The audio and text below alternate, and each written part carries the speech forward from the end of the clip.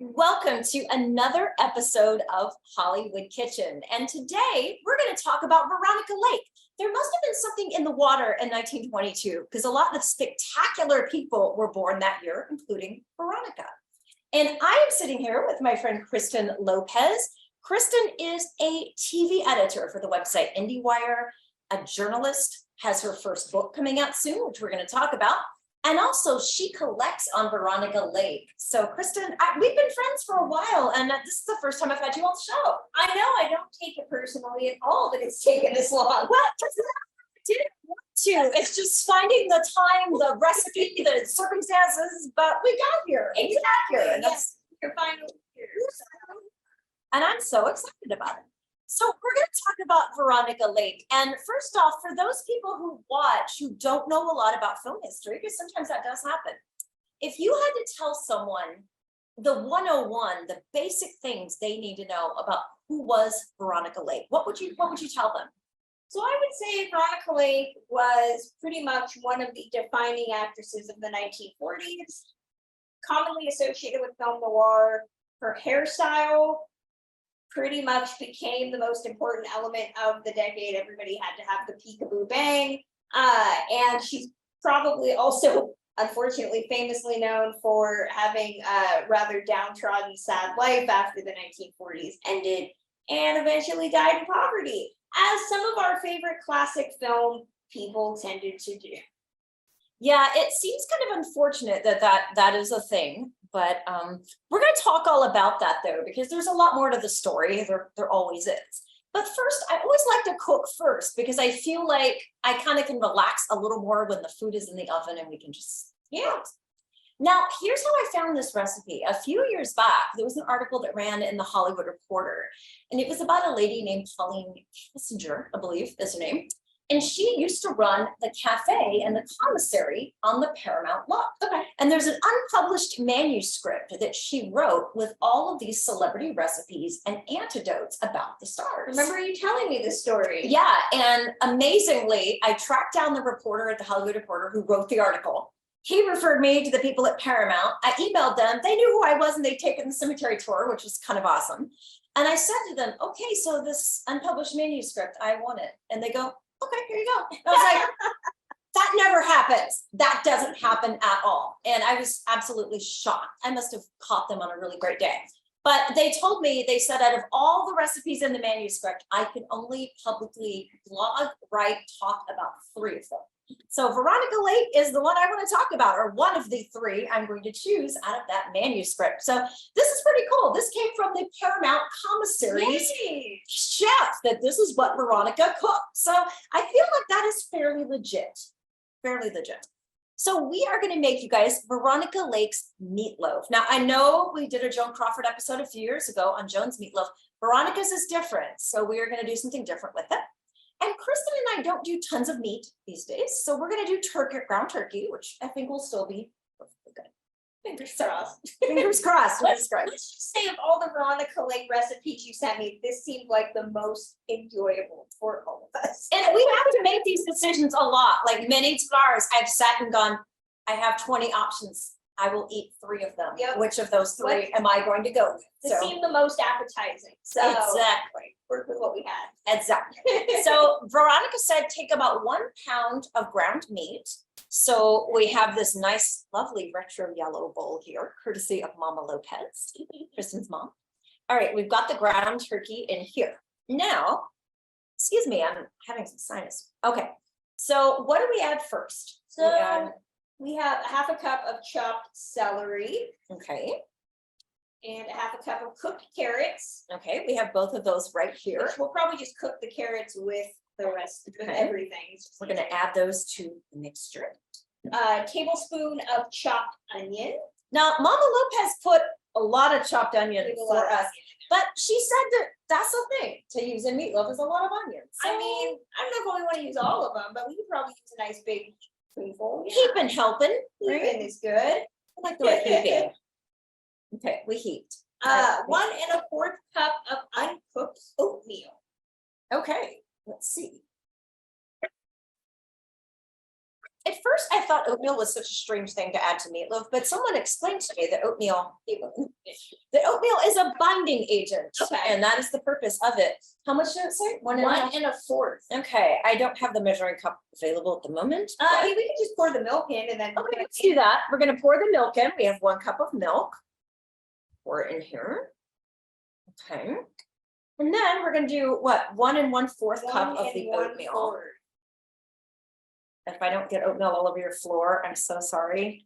I will stick around and clean up after Of this. by the way. course, yeah. Okay, I didn't one. think you'd leave me hanging. I won't do that. Ask anybody I've shot at their house. I always stay to clean. Okay, we've got 1 1/4 cup of oatmeal here. 2 teaspoons of salt. Okay, 2 teaspoons of salt. Let's see here. All right, hang on a second.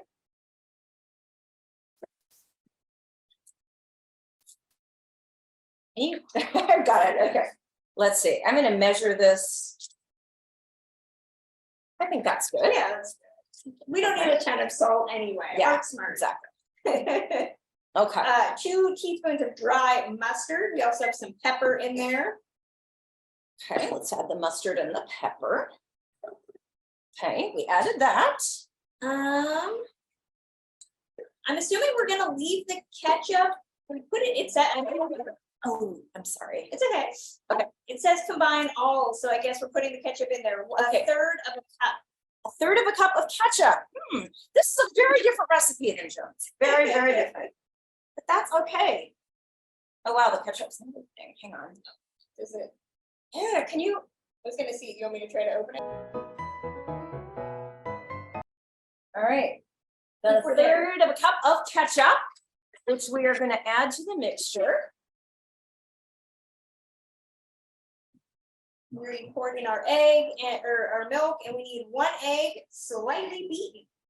Okay, So, and we have got that. We've got 1 egg slightly beaten right here. And we're going to add this to the mixture. and we're gonna combine all this and mix thoroughly. All right, so now here's what it all looks like right now.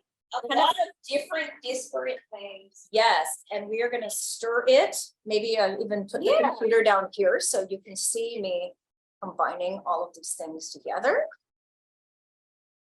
And Kristen, while I'm stirring, tell me about the first time that you ever encountered Veronica Lake. Like, how did you first discover her? So it's really strange because I remember hearing about her ashes being found in a pawn shop several years before I knew who she was. And I just thought that was a really disturbing story. And I had erroneously thought that she was somehow associated with Elizabeth Short, the Black Dahlia.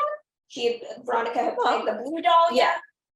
And that was just kind of like, it was in and out, it was just information. And then I watched 1-2 punch of Sullivan's Travels and I Married a Witch.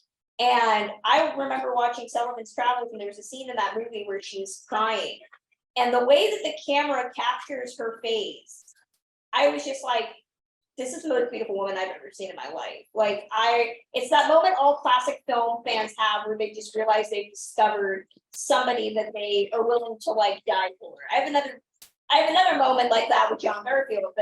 One day if we ever do a John Garfield. We're gonna do that. You, me, and Valderrama, man. We could have a time, the 3 of us. Yes. But from there, it was just wanting to find out more about why there weren't a lot of movies about her. What did she do with her life afterwards? And I think a lot of the reason I stuck around is not just the films, but the fact that there's so much about her that I'll probably never know. And trying to kind of be the voice of her story and weed out a lot of the lies and the falsehoods that go about with her name. And we can talk about some of those, and we can talk about, correcting some of that, or we could try to set the record straight here in a way, Yeah. All right, so I think this is pretty well mixed, I'm gonna say, I hope. So then we're gonna place it in a loaf pan. Okay, here's our loaf pan. I'm waiting. I'm eager to see how easy this is gonna be. I know, me too. Okay, so we're gonna put this in here. I'm gonna hold it steady for you. I tell your mom I'm gonna clean up the kitchen. I promise, I swear to God.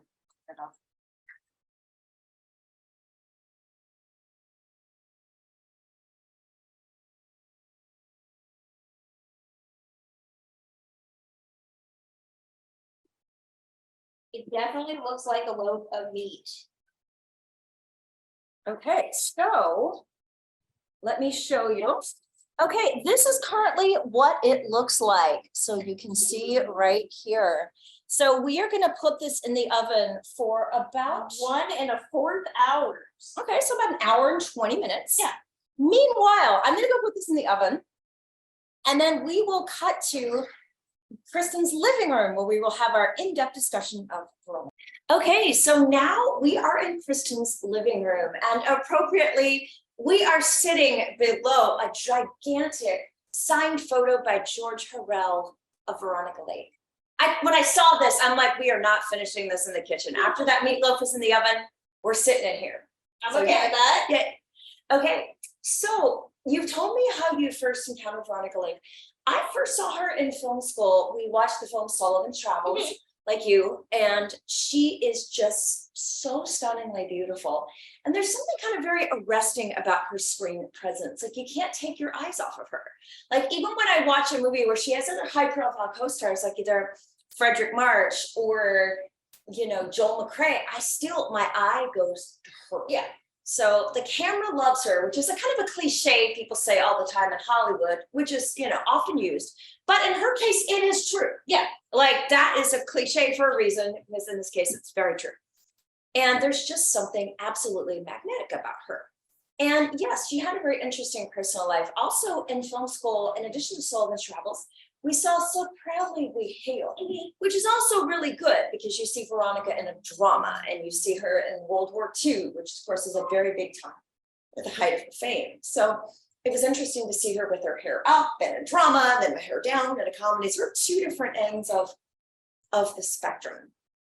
Yeah, and So Proudly We Hail was famously not really available, and now Kino just put it out on a really great Blu-ray, which I heartily endorse. So, but I think that, people that watch her in her noirs or just one type of genre are really only getting one part of who she was as a performer. She loved comedy. She really wished she could do more comedies and be a comedian like a Carol Lombard. And I think you see that in something like I Married a Witch or something like Sullivan's Travels, where she certainly does have comedic timing, kind of playing a character that flirts with being kind of like a tempestuous brat type of character. And then you watch her in something like The Glass Key or The Blue Dahlia or This Gun for Hire. She can be this very arresting character, but there's still also a playful side. I mean, I always forget if it's The Glass Key or This Gun for Hire where she's a magician. She kind of has a little magic act going. So there's always a playful side to her performances, which I really like. Yeah, I do too. And I just find her fun to watch. She's just so entertaining and so fun in a variety of genres. And her career was short-lived. It's very sad. She became popular in the early 1940s. And by the early to mid 50s, that was it. So why do you think her career was so short-lived? Well, you could go with what a lot of people tend to say about her, which they say about a lot of women of that time period. She was difficult. She was unprofessional. People didn't like working with her. She was rumored to be an alcoholic. She was rumored to be bipolar. I heard schizophrenic. That was a claim her mother made in her biography, Peekaboo, which is just a trash book that is filled with questionable content. It's pretty much considered fake news. So I don't really tend to ascribe to that theory. For every person that I've interviewed that knew her, that I've asked the question, was she a drinker or was she bipolar? For every one person that says yes, I've gotten just as many people to say no. So it's unclear. And she had a very difficult upbringing. She lost her dad very young in a horrific accident.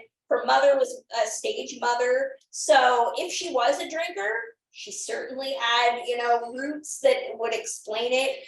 She lost a child while she was working. So she definitely had some struggles. And I think, if anything, what damned her career was a combination of factors. The 1940s way of acting and the movies that were being made were not the movies that were being made in the 1950s. And I think that studios who wanted Veronica Lake in the 1940s didn't really have a whole lot of need for her. In the 1950s, a lot of actresses had to transition from being femme fatales to finding different things. You know, Lauren Bacall, Elizabeth Scott, a lot of them did have to transition into the 1950s to work with the new style of acting that was there, and maybe she couldn't do that. She was also getting older. There's a dearth of choice roles for actresses who were over 30. So I think that, let alone 40. yes, exactly. So I think that was part of it. She also had a very messy personal life.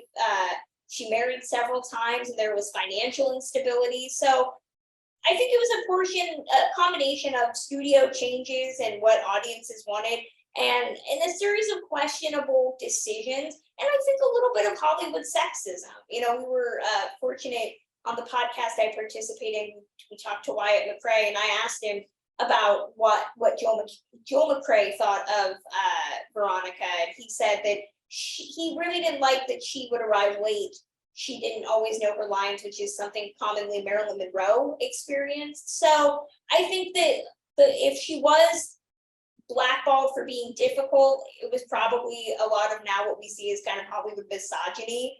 And I think part of it too, according to her, you know, Hollywood didn't leave her. She left Hollywood. She didn't care about being a movie star after a certain point. She just wanted to be among real people. So she didn't certainly see her story as a tragic end, which is very interesting. Well, I had a friend who went through a lot of production reports from the studio. And so that a lot of times she would leave the set, disappear for hours on end, drink, and then come back to the set drunk. And I can see that being a giant problem, like regardless, you know. And Yeah. so that had to have been kind of work against her, obviously. Yeah. I mean, it's interesting. The alcohol rumors, you know, I'm fortunate to know Gloria Mann, who knew her as a child through her mother, Gloria's mother. She kind of considered Veronica an aunt throughout the later portion of her life. And you know, she does not ascribe to the story of her being an alcoholic. She said, I never saw her drink to excess. She would have, you know, fun. But I mean, of course, you have to question how much of that is a tolerance that you build up.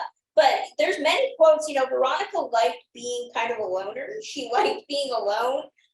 She did not have a great relationship with her children, certainly didn't have a good relationship with her husband. And I think a lot of that might have just been her own desire to not be among people for whatever reason, which is really interesting. But we also know she claims that she dealt with a lot of sexism. Friedrich March and her reputedly did not get along on the set of I Married a Witch because, according to her, he sexually harassed her. So she would make it very difficult to film with him because she hated being with him. So I wonder too if just a lot of her exhaustion over having to play the game and deal with people that didn't respect her did kind of cause her to decide to say, like, screw it, I'm just not going to participate, make my own hell. Well, and looking at a lot of other stars' careers from that time, is that for every star, like Betty Davis, Joan Crawford, Katharine Hepburn, who had a 40, 50, 60-year career, there are a lot of stars that had a 5-year career, a 10-year career, 15 at the absolute most. Yeah.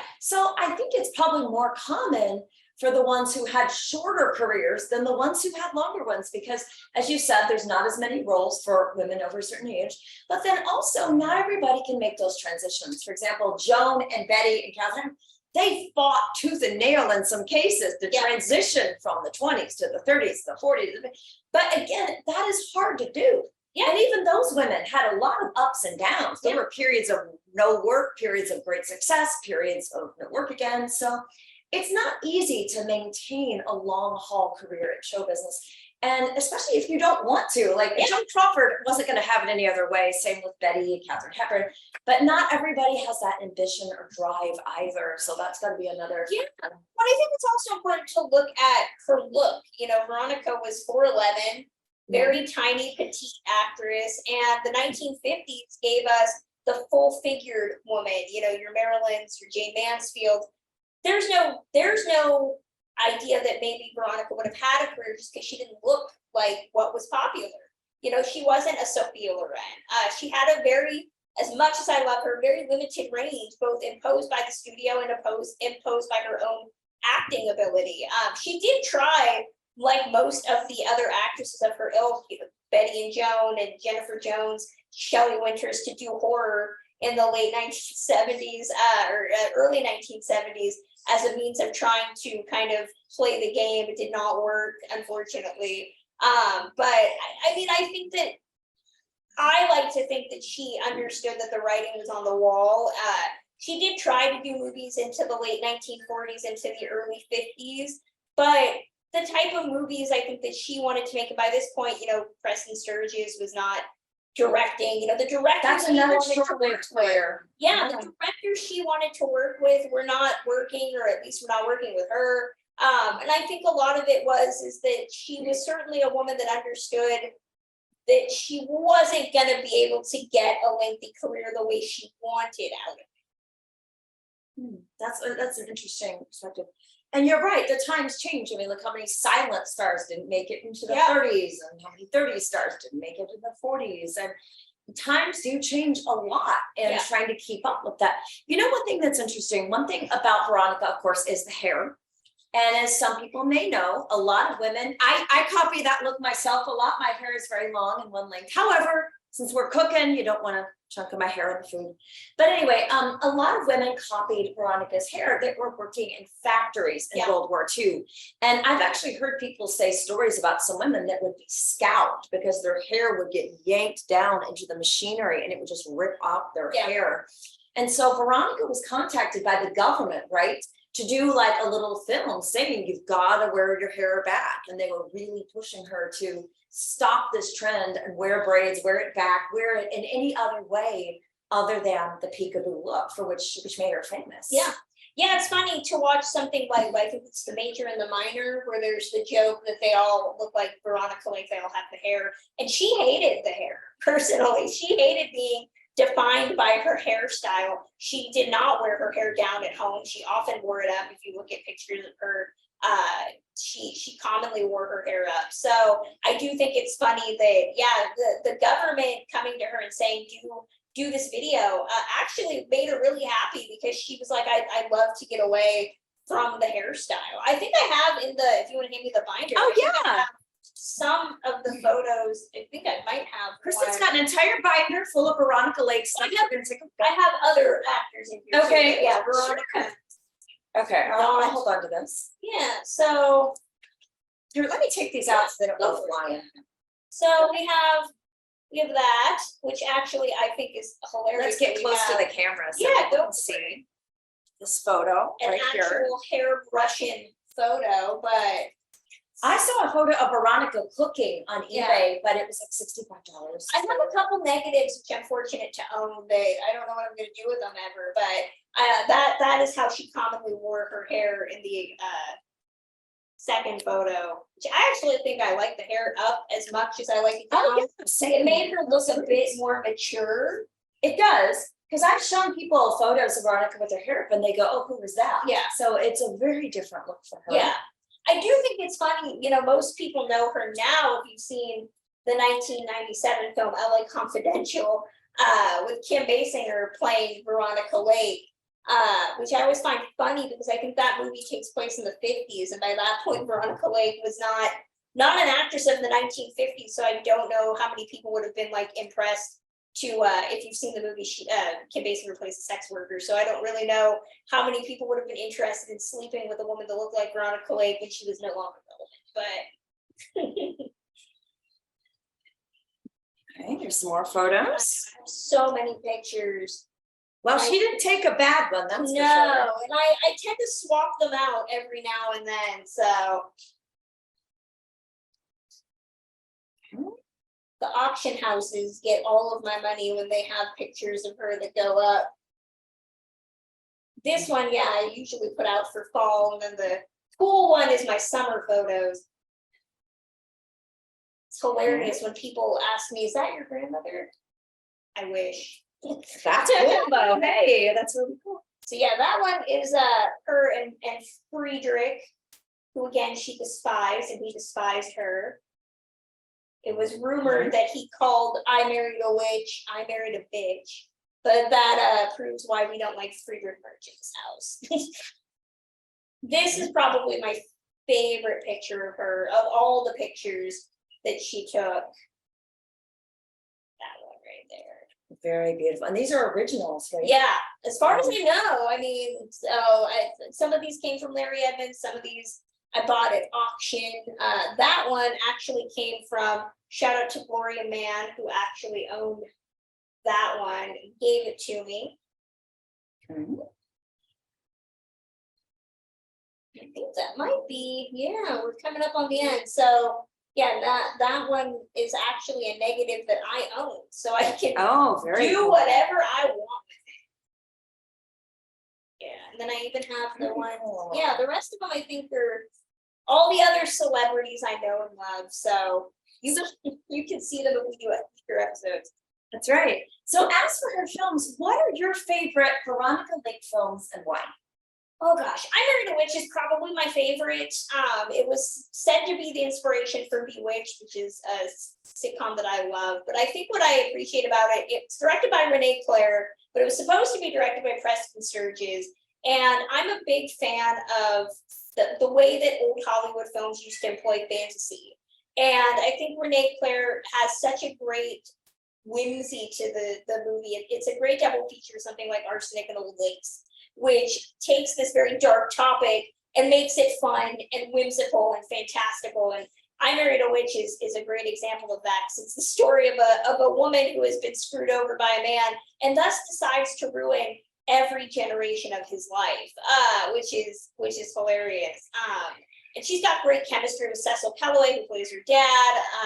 And she makes me believe every time that she loves Friedrich March, even though she outright despised him. So that was my favorite. I love Sullivan's Travels. I know it's more commonly in Joel McCrea, Preston Sturges. You know, she's kind of like third or fourth billing on the list there. But I think she's again got really great comedic timing. And she made that movie, I think, like 6 months pregnant. Wow. Which you would not be able to tell, because again, she was like very short. They put big heavy coats on her. So I think that's amazing. But even some of like the movies that people don't know about, you know, Ramrod, which is the other movie she made with Joel McCrea, which is a Western, directed by her one of her many ex-husbands, Andre Dutoit. Even though that movie's not that great, she's great in it. And it's really frustrating, you know, there's a lot of movies of hers that I know she's probably great in, but I haven't seen because they're not available, because Universal, who owns the Paramount Archive, does not care about releasing them on DVD. So a lot of what I've seen, you know, is incomplete, or on, you know, kind of subpar, less than legit places. There also could be rights issues. There could be other stuff too going on. I think the sad fact is it's less rights in this instance and more return on investment. You know, and not every studio, as we've seen, is like a Warner Archive where they're just willing to put whatever out and see what happens. You know, Universal did used to have a classic line of manufactured on demand discs. They didn't release a lot of Veronica stuff. I hope they do. I hope somebody does. Now that, you know, we've seen So Proudly We Hail coming to Blu-ray, I'm hoping that, you know, maybe we'll see some other Veronica stuff get the Blu-ray treatment. She deserves it. Definitely. And I love I Married a Witch, but I also really love Sullivan's Travels, and I love the noir. I mean, she was born to be a noir because she's got that come hither look, that smoldering sensuality, that incredible screen presence, and not surprisingly, she and Alan Ladd were a really great team. And they made how many movies together? Like multiple films I think together. 4 or 5. Yeah. So and most people know that she was working with Ladd because she was the tallest actress he could work with. He was very short. And I think that what makes their pairing work is I think it's 3 or 4 before somebody says it was not 4 or 5. But I think what makes their pairing work is that, you know, he's very much. So I saw somebody say on a TCM message board once that they thought that Veronica was dead-eyed and hollow in her acting, and I think that Alan Ladd kind of gets some of a similar rep. He's a very specific actor, and I think that often the chemistry that I always don't look at with her in her noirs is less her and Alan Ladd and her and somebody like Brian Donlevy or Robert Preston. You know, she definitely was an actress that was poised for A-list, but really wanted to be a character actress kind of and play opposite, less the leading man and more kind of like the side guy.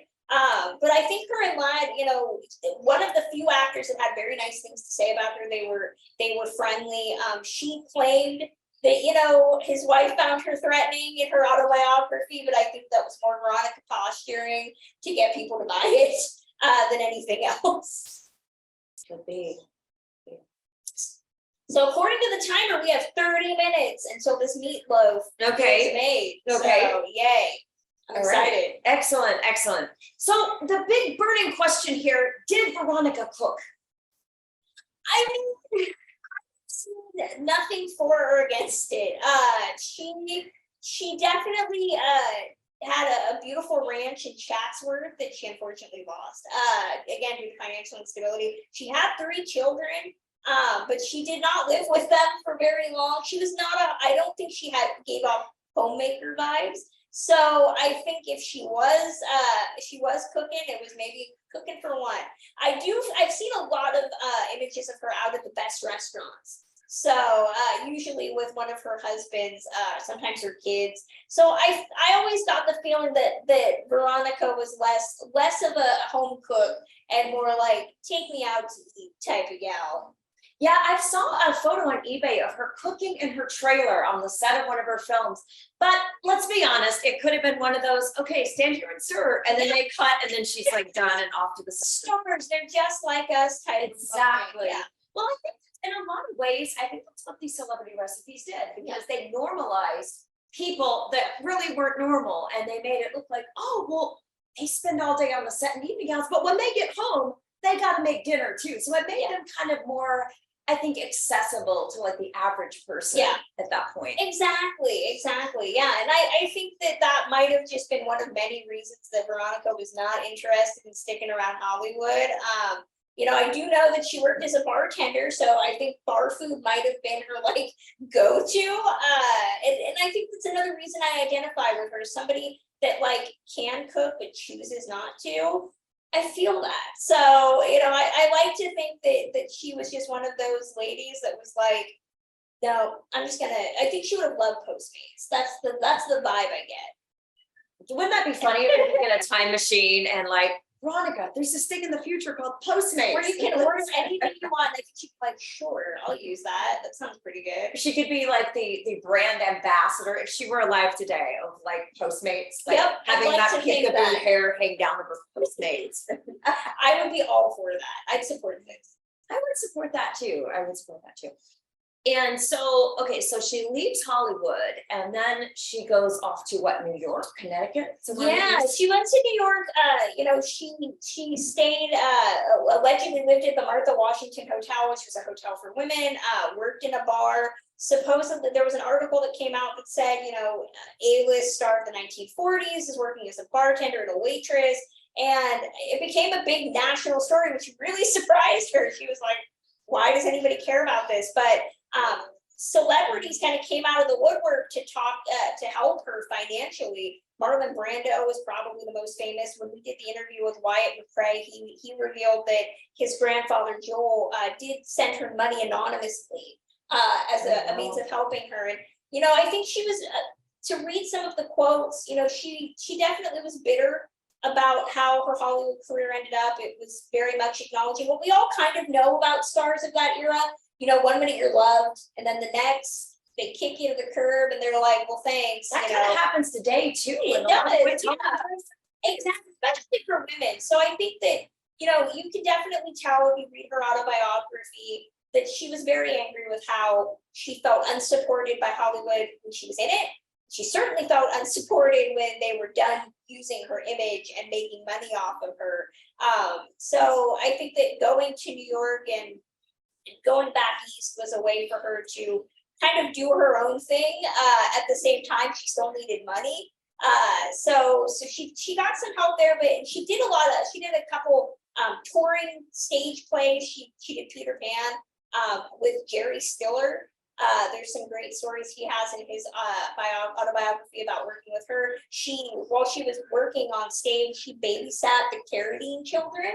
I was fortunate to meet Keith Carradine at a TCM Film Festival, and I asked him if he had Veronica Lake as his babysitter stories. Unfortunately, he did not. He said that was his older brother David, who is no longer with us. So I was a little upset that I could not figure out how Veronica Lake babysitter was, considering her own relationship with her children. But she did do some stage work. She tried to self-finance her final film, Flesh Feast, which is a horror movie.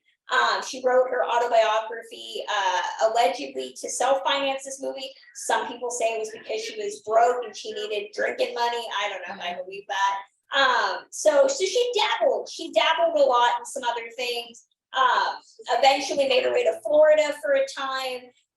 And then she went back to Vermont and stayed with friends, where she got sick and she passed away very early in her 50s. She's like 50 years old.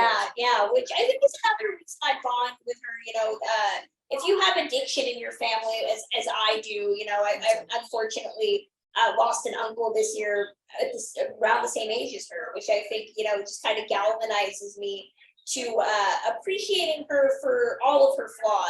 There's good stuff and there's bad stuff. So yeah, she definitely didn't go quietly into that good night. She didn't come back to Hollywood, but she did continue to work and do stuff after she had left. Well, I think too, not that it's remotely perfect today, but I think there's a little bit more understanding about alcoholism being a disease. Yeah.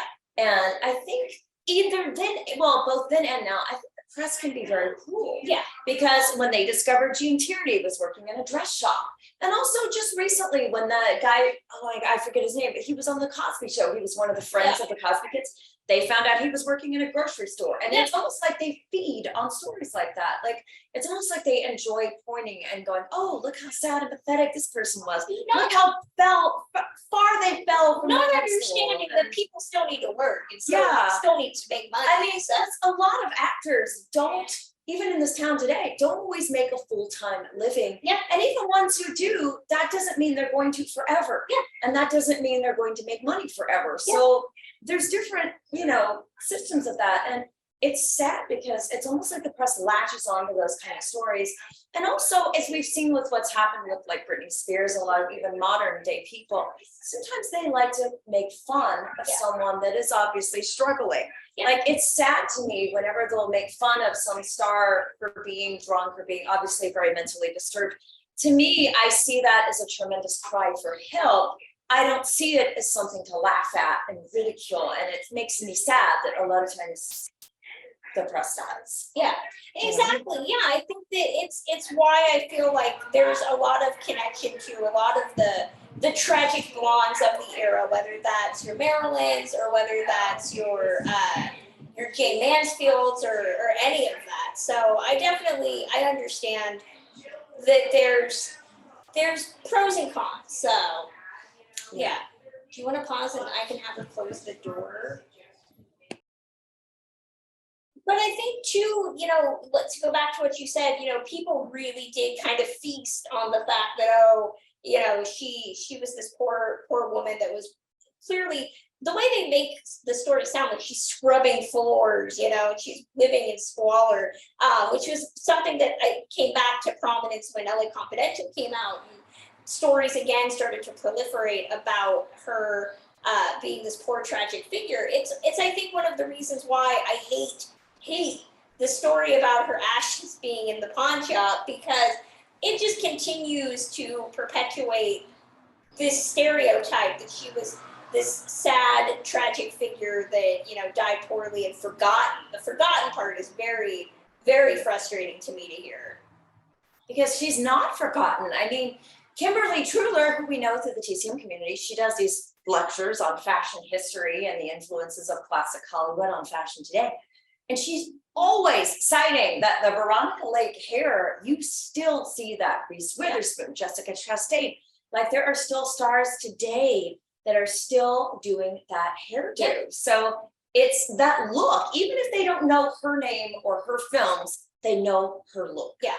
And that look is very, very iconic. It's timeless. I mean, really, you can do that hairstyle at any point. It does not look like it's from the 1940s. It looks like it's from today, which I don't know if she'd be pleased with that or not. I think she'd certainly be interested by the fact that, you know, the hair is, I think she'd find there's an irony to the fact that the hair has survived, if people don't remember where it started.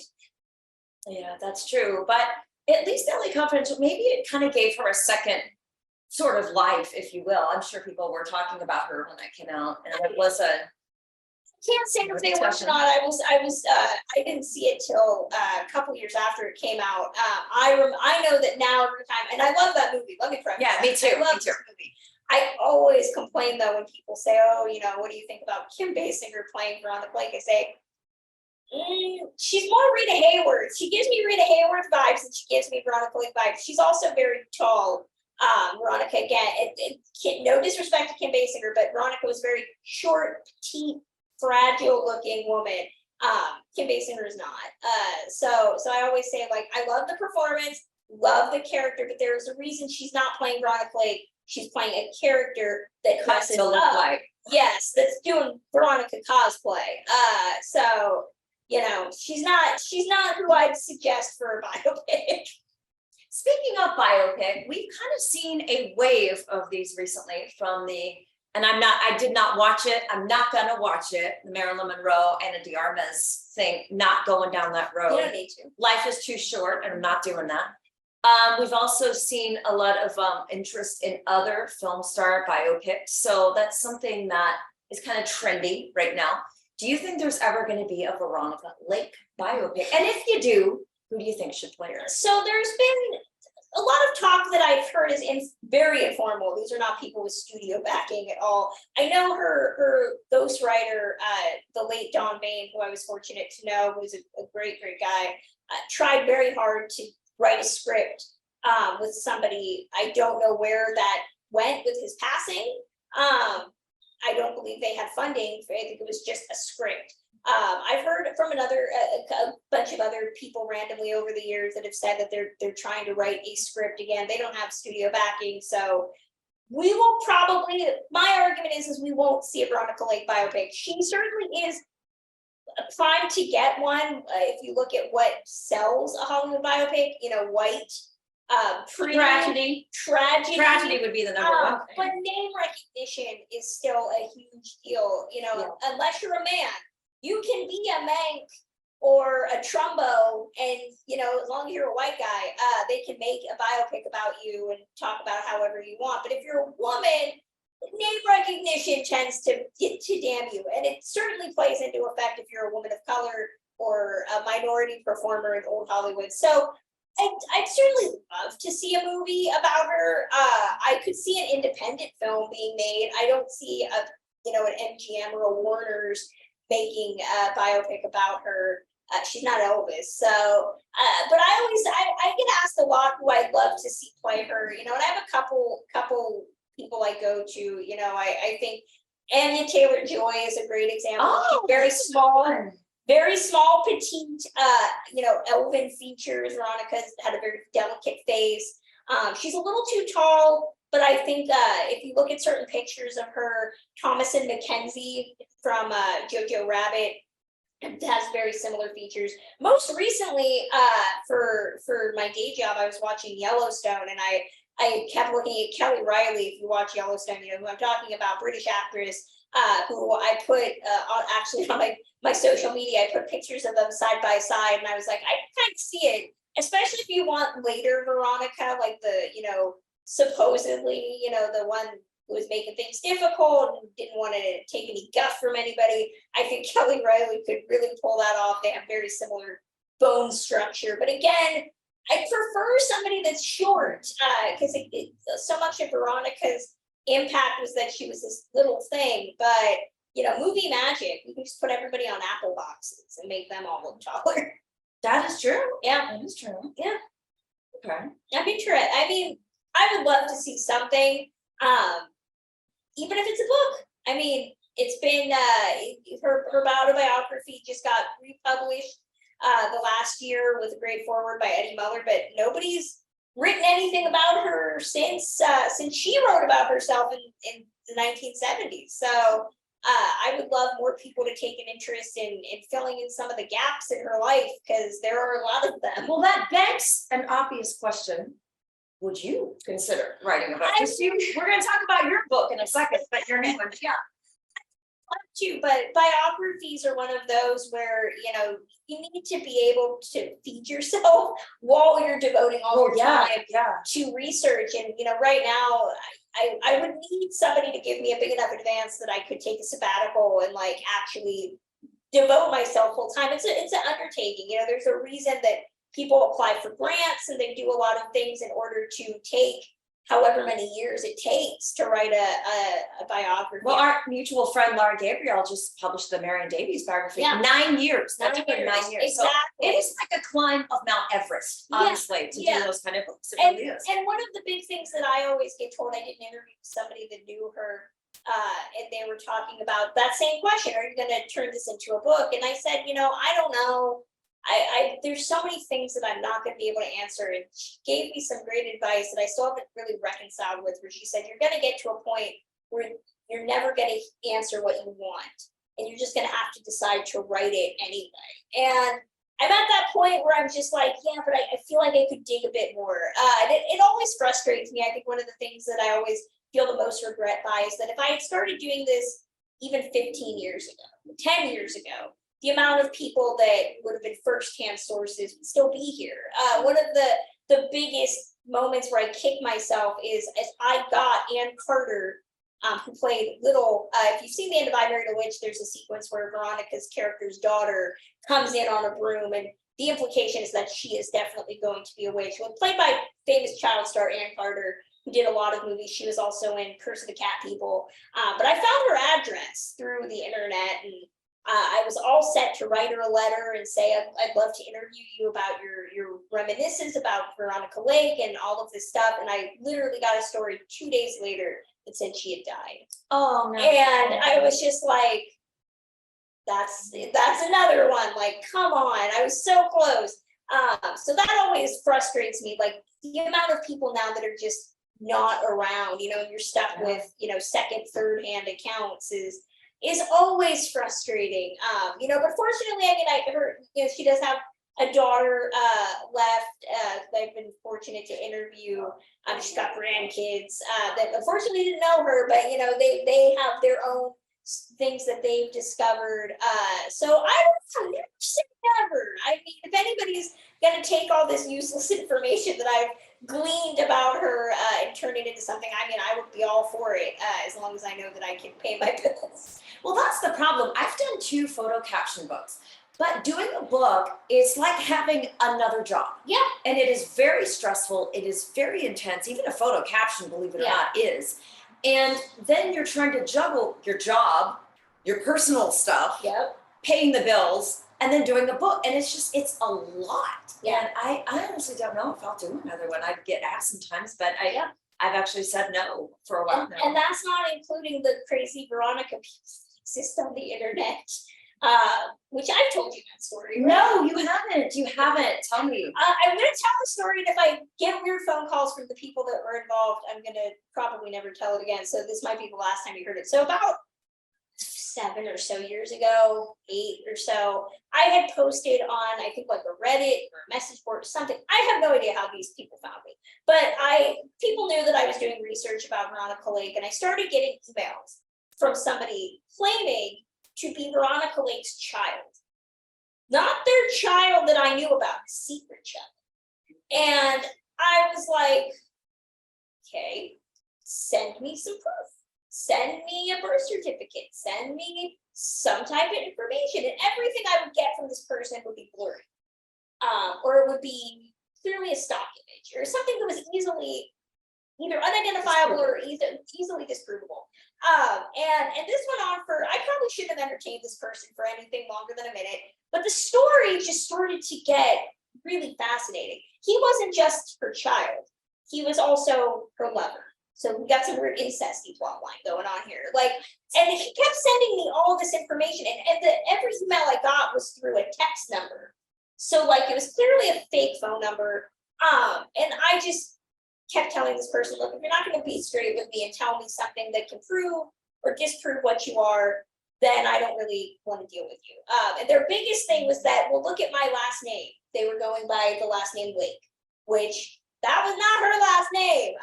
She was Connie Ockelman. She was Constance Marie Ockelman. So I was like, you do understand, once again, this is not proof of your, authenticity.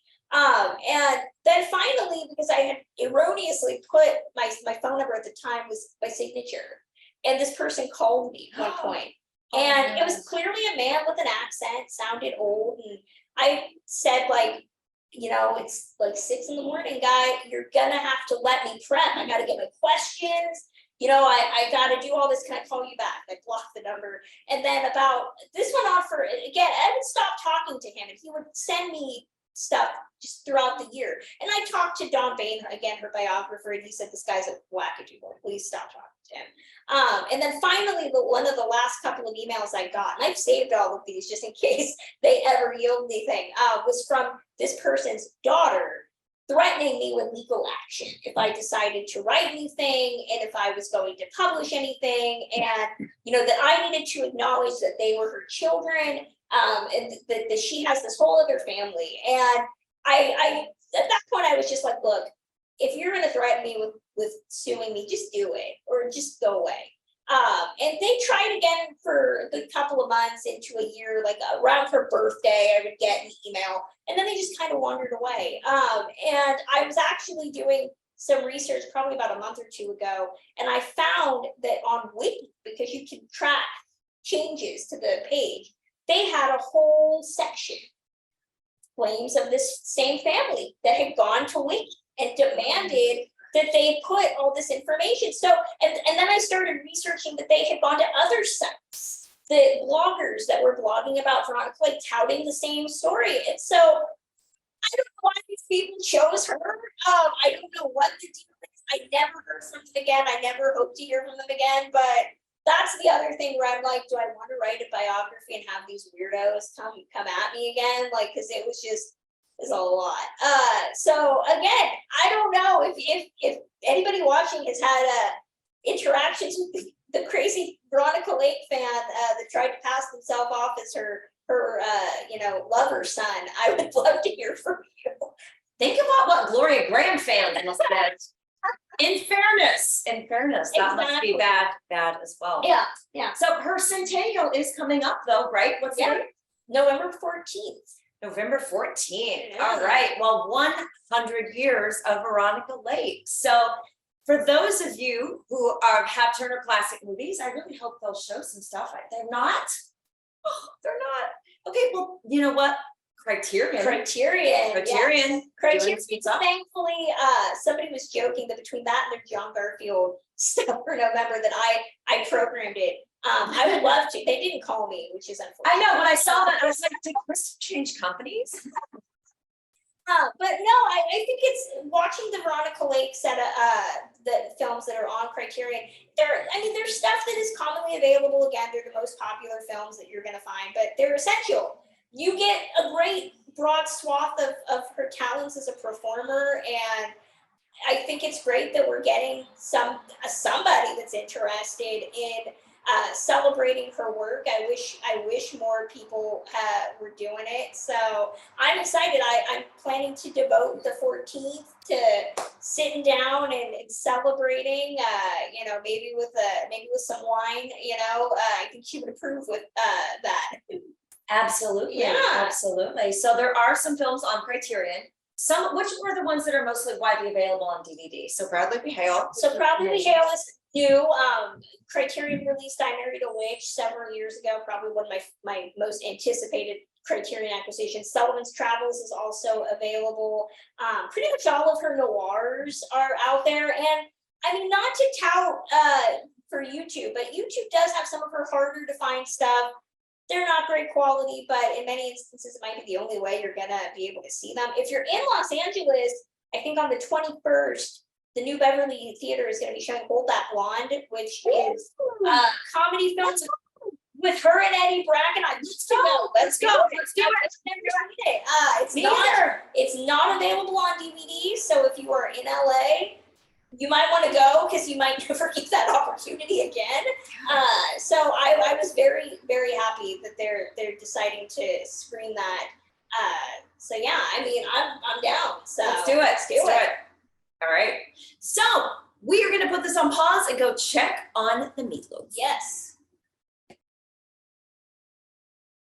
And we are back again in the kitchen where Kristen and I, for the first time on camera, are going to try Veronica Lake's meatloaf. Here's how it turned out. Here's some potatoes and green beans with it.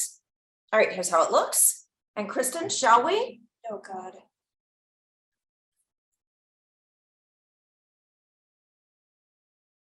What do you think? It tastes like meat. It's okay. It's okay. It's not as bad as I thought it would be, considering what the top looked like. But it's not rocking our world. It's not rocking my world. But it's edible. It is. And that's no small thing, considering some of the outcomes. Considering that I just asked you right before we recorded and put this in our mouth, what was the worst thing you eaten? So yeah, the chicken burgundy episode of Dean Martin and Jerry Lewis, that was probably one of my biggest debacles. But when I texted Ruth the recipe, Ruth said the recipe was incomplete, and that was the reason. So we actually redid the whole episode and did like part 2, the course correction. And Ruth basically was like, "Get out of my way, Carrie. I'm going to show you how to make this." I can tell you, I can taste the not to turn into like Food Network or anything, but that's okay. I can taste the ketchup and the mustard. And yet still seems somewhat dry. So yeah. Which is very interesting. So considering how much liquid was in this. Yeah, it is interesting. But so we're gonna forge our way through it. And thank you so much for watching Hollywood Kitchen. Kristen, I want to talk about your book before we go. Yeah. Though you have a new book, so please tell us about this. I love how you said I have a new book, like I've done this before. Well, you're going down. Fingers crossed. I wrote a book with TCM and Running Press called "But Have You Read the Book?" which is 52 adaptations, so 52 films and the books that they are based on. So I talk about every 52 adaptations, going from Frankenstein to Dune, the new Dune, not the 80s Dune. So yeah, it'll be out March 7th. And while I do not advise writing a book in 6 months, I did it. And I'm definitely eager to hear people's thoughts on what version of the movie or book that I included that they prefer, and waiting for people to complain about the movies that I forgot to include, which I'm sure I forgot plenty. All right, but thank you so much for joining me. I'm so glad we finally did an episode together. Yeah. And please stay tuned for more food, fun, and film history from Hollywood Kitchen.